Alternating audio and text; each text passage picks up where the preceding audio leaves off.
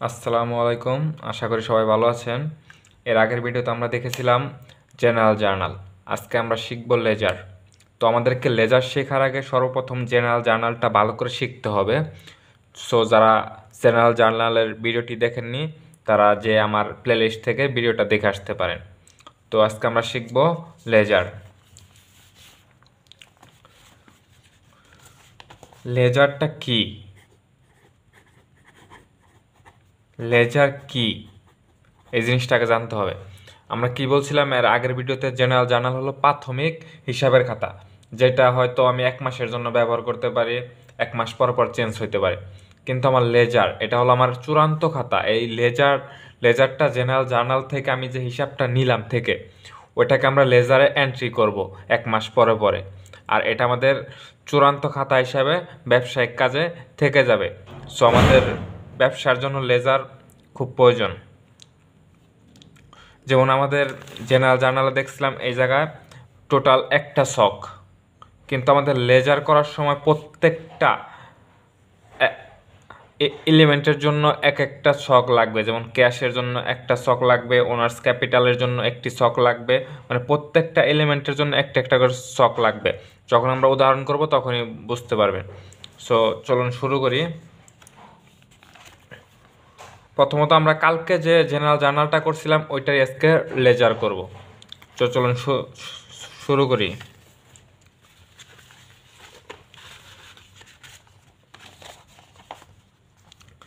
General journal করার সময় আমাদের কোড লাগছিল মোট 5টা, কিন্তু আমাদের লেজার করার সময় কোড লাগবে 6টা। একটা হলো date, explanation, reference, debit, credit, balance. এই 6টা ঘর লাগবে আমাদের। এই 6টা ঘর দিয়ে ছক কাটতে হবে। আর যেহেতু আমাদের প্রথমে কি আছে, ক্যাশ আছে। ক্যাশের জন্য আমরা কতক্ষণ আগে বললাম না যে প্রত্যেকটা এলিমেন্টের জন্য এক একটা করে ছক। এই যেমন আমাদের ক্যাশের জন্য যে একটা ছক, এই ছকটা হলো ক্যাশের জন্য। শুধু ক্যাশের হিসাবটা থাকবো এই লেজারে। তাহলে ছক করার নিয়ম কি? প্রথম আমরা যার লেজার করতেছি এটা উপরে লিখে নেবো, যেহেতু এটা ক্যাশের জন্য করতেছি ক্যাশ লিখে নিলাম। আর ক্যাশটা আমাদের এই জার্নালে কত নং ছিল? 101। তাই এটা আমাদের এই জায়গায় নং দিয়ে দেবো, খতিয়ান নং বা লেজার নং 101 দিয়ে দিব প্রত্যেকটা। আর এই যে এই জায়গায় লিখে নেব date, explanation, reference, debit, credit, balance, এগুলো লিখে নেব। তাহলে চলুন আমরা এখন প্রবলেমটা দেখি। যে আমাদের কালকে যে জেনারেল জার্নাল করছিলাম ওইটারই আজকে লেজার করব। সো প্রথম আমাদেরকে দেখতে হবে যে ক্যাশ আছে। যেহেতু এটা আমাদের ক্যাশের সব, কোন কোন জায়গায় ক্যাশ আছে? এই জায়গায় ক্যাশ আছে, তারপর এই জায়গায় ক্যাশ আছে, এই জায়গায় ক্যাশ আছে, আর কোন কোন জায়গায় ক্যাশ আছে? এই জায়গায় আছে, এই জায়গায় আছে, এই জায়গায়, এই জায়গায়, প্রায় সব জায়গায় ক্যাশ আছে। আচ্ছা, তাহলে এটা করব কিভাবে? তাহলে প্রথম সকেট থেকে দেখি। এই জায়গায় আমাদের রেফারেন্স সবসময় J1 থাকবে, যেহেতু আমাদের এই জার্নালটা J1 ছিল। যদি জার্নাল J3 হয় তাহলে এই জায়গায় J3, যদি J2 হয় তাহলে এই জায়গায় J2। ওটা নিয়ে আশা করি কোনো সমস্যা হবে না। তাহলে চলো আমরা প্রথমটাই দেখি। প্রথমটা আমাদের কি? ক্যাশ। ক্যাশ আমাদের কি আছে? ডেবিট। ক্যাশ আমাদের কি আছে? ডেবিট। তাহলে আমাদের ক্যাশ ডেবিট 8 লক্ষ টাকা ক্যাশ ডেবিট আছে। 8 লক্ষ টাকা আমরা ডেবিটে দিয়ে দিছি। এখন আমাদের এই ক্যাশ ডেবিটটা হলো কি কারণে, বা এক্সপ্লেনেশনটা তো দিতে হবে। এটা আমাদের ওনার্স ক্যাপিটালের কারণে আমাদের ক্যাশ ডেবিট হয়েছে। তাহলে এক্সপ্লেনেশন আমরা কি দিব, মানে কিসের জন্য হয়েছে? ওনার্স ক্যাপিটালের জন্য আমাদের ক্যাশ ডেবিট হয়েছে। মানে ক্যাশ যেটা থাকবে ওই পাশে ডেবিট। যেহেতু এই জায়গায় ওনার্স ক্যাপিটাল বসাইছেন, আমরা ভুল করে আবার এই জায়গায় যেহেতু ওনার্স ক্যাপিটাল ক্রেডিট আছে ক্রেডিটে বসিয়ে দেবেন না, এই ভুল কিন্তু কখনো করবেন না।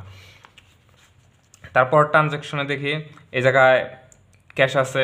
ক্যাশ কিন্তু দেখেন এবার কিন্তু আমাদের ক্যাশটা কিন্তু ক্রেডিট 4.5 লাখ টাকায় দেখেন। তাহলে আমাদের ক্যাশ ক্রেডিট, এই যে ক্রেডিটের বরাবর ক্যাশ ক্রেডিট 4.5 লাখ টাকা এই জায়গায় দিলাম। কিসের জন্য হয়েছে? ইকুইপমেন্টের জন্য হয়েছে, আশা করি বুঝতেছেন। তারপরে আছে কি? ক্যাশ, আবারও ক্যাশ ক্রেডিট 70,000 টাকা সাপ্লাইসের জন্য। তাহলে আমরা সাপ্লাইসটা এক্সপ্লেনেশনে রেখে দেবো, আর আমাদের ক্যাশ যেহেতু ক্রেডিট হয়েছে ক্রেডিটে বসিয়ে দিলাম। আর এই যে ব্যালেন্স করবো, কীভাবে ব্যালেন্স করবো? আমাদের দেখেন এই জায়গায় প্রথমে কত হয়েছিল? প্রথমটা ট্রানজ্যাকশনে 8 লাখ, 8 লাখে এই জায়গায় রইলো, কিন্তু পরের ট্রানজ্যাকশনে আমাদের 4.5 লাখ ক্রেডিট। তার মানে কি? আমি 8 লাখের থেকে 4.5 লাখ টাকা বিয়োগ দিব। 8 লাখ থেকে 4.5 লাখ বিয়োগ করলে কত হয়? 3.5 লাখ।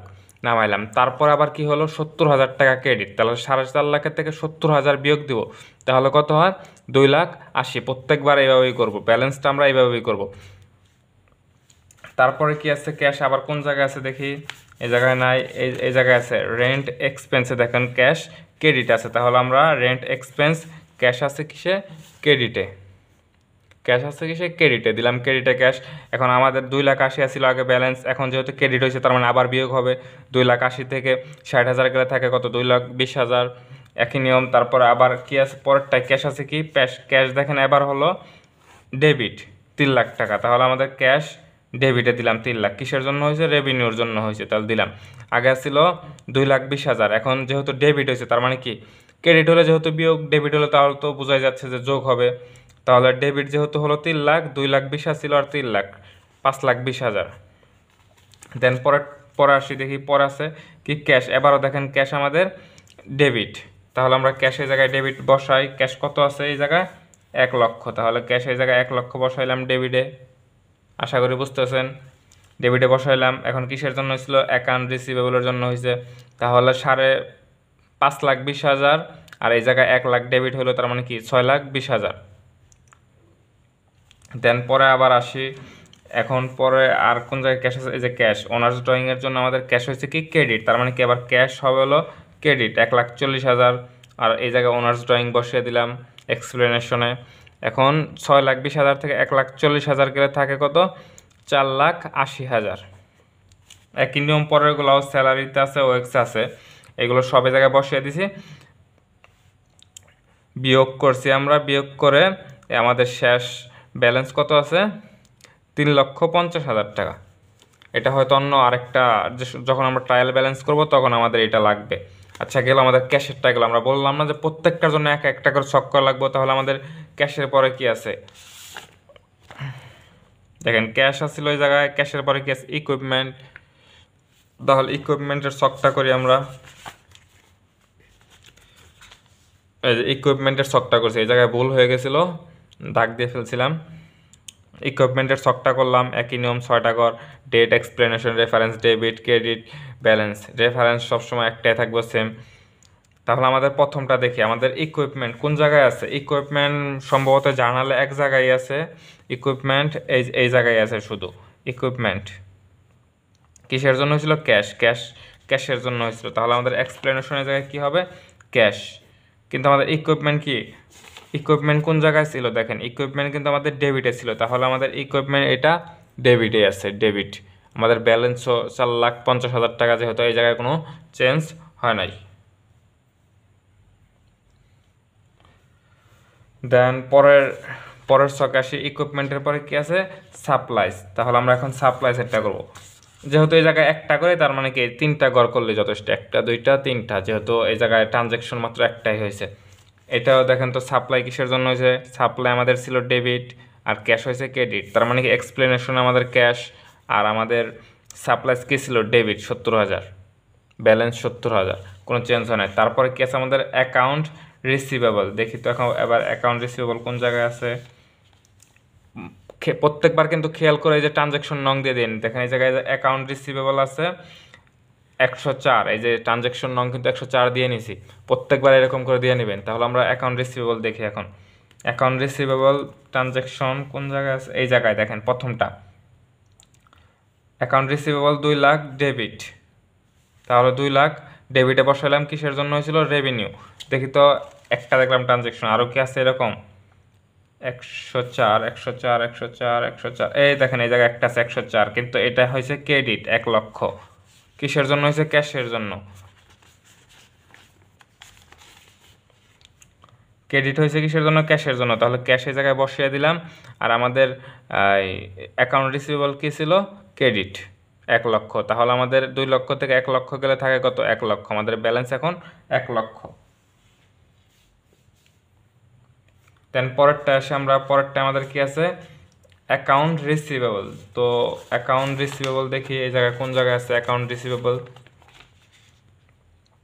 অ্যাকাউন্ট রিসিভেবল তো দেখলাম। এখন অ্যাকাউন্ট পেয়েবল দেখি, অ্যাকাউন্ট পেয়েবল কোন জায়গায় আছে, এই জায়গায় দেখেন একটা ট্রানজ্যাকশন আছে অ্যাকাউন্ট পেয়েবল 201।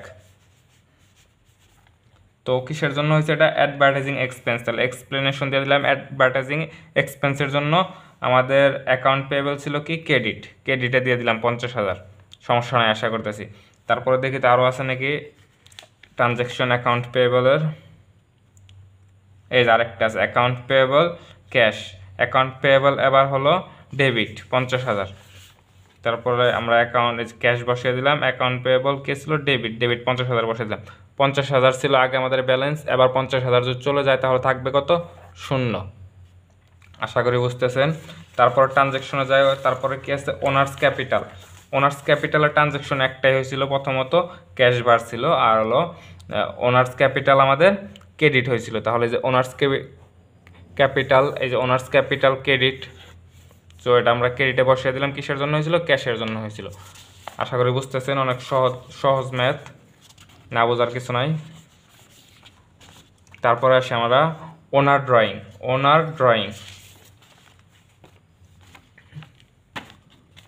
ড্রয়িং দেখি কোন জায়গায় আছে। ওনার ড্রয়িংয়ে কিন্তু আমরা সক করে নিছি ওনার ড্রয়িং 302। তাহলে দেখি 302 নং ট্রানজ্যাকশন কোন জায়গায় হয়েছে? 302 এই জায়গায় হয়েছে। 302 ওনার ড্রয়িং কী ছিল? ডেবিট ছিল 1,40,000। তাহলে আমাদের ওনার ড্রয়িং কিসের জন্য হয়েছে? ক্যাশ। ডেবিট ছিল 1,40,000 বসিয়ে দিয়েছি, ব্যালেন্স 1,40,000। দেন তারপরে আসে আমরা আমাদের কি আছে? ওনার্স ড্রয়িংয়ের পর আছে রেভিনিউর ছক আমরা তৈরি করলাম 303। আচ্ছা দেখি তো 303 কোন জায়গায় আছে? কোন জায়গায় আছে? এই যে এই জায়গায় আছে 303। রেভিনিউ কি আমাদের? ক্রেডিট। অ্যাকাউন্ট রিসিভেবলের জন্য রেভিনিউ আমাদের ক্রেডিট দিলাম 2 লক্ষ। একটা গেল ট্রানজ্যাকশন। দেখি আরও আছে একটি ট্রানজ্যাকশন। এই জায়গায় দেখেন ডেটও দেওয়া আছে 19শে মে ট্রানজ্যাকশন। ওই 19শে মে দেখেন আমাদের রেভিনিউ হয়েছে, এবারও কিন্তু আমাদের ক্রেডিট 3 লক্ষ। এই যে 3 লক্ষ ক্রেডিট, 3 লক্ষ ক্রেডিট। তাহলে 2 লক্ষ আর 3 লক্ষ যোগ করলে কত হয়? 5 লক্ষ। আশা করি বুঝতেছেন। দেন পরে কি আছে? Expense, advertising expense. প্রত্যেকটার জন্য আলাদা আলাদা একটা করে ছক নিতে হবে। তাহলে আমরা অ্যাডভার্টাইজিং এক্সপেন্সের জন্য একটা ছক নেই অ্যাডভার্টাইজিং এক্সপেন্সের জন্য। তাহলে দেখি অ্যাডভার্টাইজিং এক্সপেন্সের লেজার নং 304। তাহলে দেখি 304 ট্রানজ্যাকশন কোন জায়গায় আছে? এই যে এই জায়গায় আছে দেখেন 304। কিন্তু এটা আমাদের কী ছিল? ডেবিট। অ্যাডভার্টাইজিং এক্সপেন্স ডেবিট, আর আমাদের অ্যাকাউন্ট পেয়েবল হবে এক্সপ্লেনেশন। তাহলে অ্যাডভার্টাইজিং এক্সপেন্সে আমাদের এক্সপ্লেনেশন কি? অ্যাকাউন্ট পেয়েবল, আর আমাদের ডেবিট 50,000। আশা করি বুঝতেছেন। আর ক্যাশ 50,000 তো 50,000ই থাকবে। তারপর আমাদের কি আছে? Rent expense. তাহলে দেখি এখন রেন্ট এক্সপেন্স কোন জায়গায় আছে? যে 305 একটা আছে সম্ভবত, একটা ট্রানজ্যাকশনই হয়েছে রেন্ট এক্সপেন্সের 305। ডেবিট 60,000। এই যে ডেবিট 60,000। নিয়ম একই। কিসের জন্য হইলো? এই জায়গায় মানে জার্নাল দেখলেই বুঝতে পারবেন। এই জায়গায় ক্যাশের জন্য, এই যে ক্যাশ। তারপরে আসি আমরা দেখি এরপরে কি আছে? Salaries and wages. এটা দেখি এই যে একটা ট্রানজ্যাকশন হয়েছে 306। এই যে জার্নাল নং 306, লেজার নং 306 দিয়ে দিছি আমরা। তারপর এই জায়গায় দেখি কিসের জন্য হয়েছিল এটা? এই যে ক্যাশ এক্সপ্লেনেশন আমরা ক্যাশ দিয়ে দিলাম। দেন এই জায়গায় আমাদের স্যালারি অ্যান্ড ওয়েক্স কী ছিল? ডেবিট ছিল 80,000। কী ছিল? ডেবিট ছিল। এই যে 80,000 ডেবিটে বসিয়ে দিলাম। এখন আমাদের এই জায়গায় শুধু ব্যালেন্স করে দেবো। ব্যালেন্সও 80,000ই। সো একদম সিম্পল। যদি কেউ না বুঝে থাকেন তাহলে কমেন্টে জানাবেন, সহজভাবে বোঝানোর চেষ্টা করে। যদি না বুঝে থাকেন তার কমেন্টে জানাবেন, বা মেসেঞ্জারে নক দিতে পারেন, সমস্যা নাই। এরপরের ভিডিওতে আবার দেখা হবে। আসসালামু আলাইকুম। সবাই ভালো থাকবেন, সুস্থ থাকবেন।